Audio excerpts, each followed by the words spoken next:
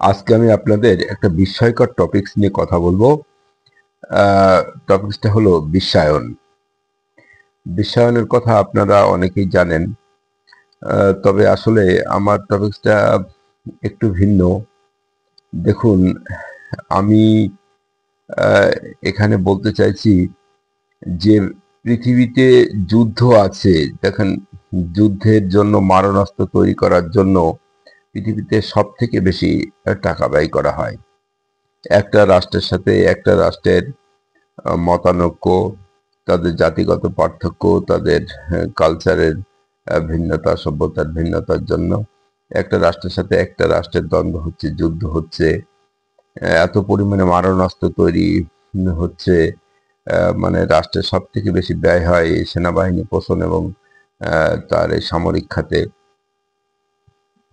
তো এই জিনিসটার কি নিরসন হওয়া সম্ভব নয়? দেখুন, মানুষকে বাঁচানোর জন্য চিকিৎসা বিজ্ঞান এত অগ্রগতি করছে, এত নতুন নতুন যন্ত্রাংশ তৈরি হচ্ছে, এত নতুন প্রযুক্তি আবিষ্কার হচ্ছে।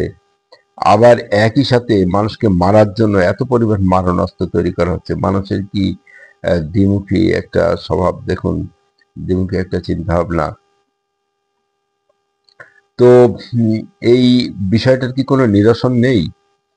আহ, আসলে বিষয়টার কিন্তু নিরসন আছে।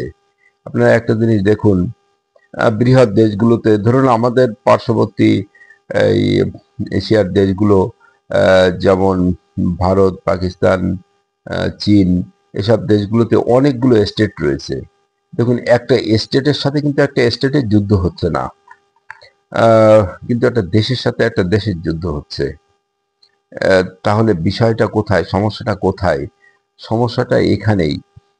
দেখুন, একটা দেশে যে ছোট ছোট স্টেট গুলো আছে, তাদের কিন্তু নিজস্ব কোনো সেনাবাহিনী নেই। তাদের সেনাবাহিনীটা তাদের অভিভাবকের হাতে, অর্থাৎ কেন্দ্রীয় সরকারের হাতে। রাজ্য সরকারের কোনো ব্যক্তিগত সেনাবাহিনী নেই। তাই দেখুন, রাজ্যের সাথে রাজ্যের কোনো যুদ্ধ হচ্ছে না। তো এখানে দেখুন, এইভাবে যদি আপনি কল্পনা করেন যে পৃথিবী ভিত্তিক যদি একটা ক্যাবিনেট তৈরি করা যায়, আপনার সাধারণ জনগণ ভোট না দিলেও পৃথিবীর যে রাষ্ট্রনায়করা আছে, পৃথিবীর প্রত্যেক দেশের যে প্রধানমন্ত্রী কিংবা প্রেসিডেন্ট আছে, তাদের ভোটে আর একটা যদি আন্তর্জাতিক আর একটা যদি সরকার গঠন করা হয়, তাহলে আমাদের যে জাতিসংঘটা আছে, এটা তো ছোট জগন্নাথ অনেকটাই। তাদের কোনো পাওয়ার নেই, তারা বিশেষ কিছু করতে পারে না।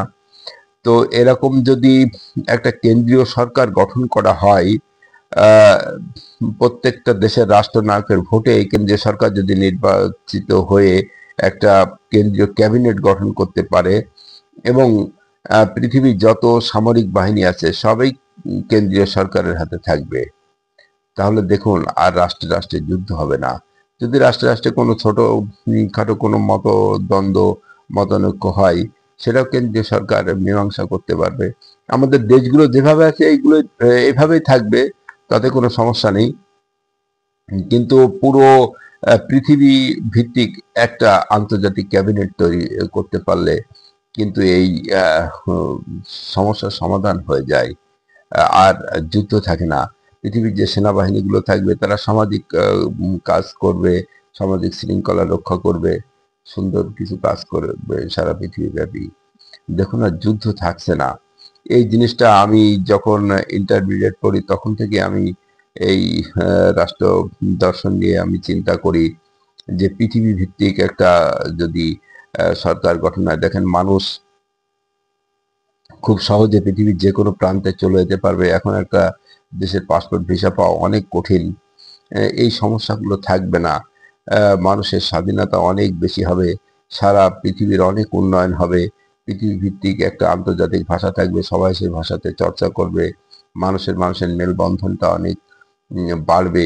আমি চাই যে পৃথিবী ভিত্তিক একটা ভাষা হোক। মানুষ মানুষের মনের ভাষা, মনের ভাব সহজে বুঝতে পারবে। মানুষের সাথে মানুষের সম্পর্কটা আরো বৃদ্ধি পাবে।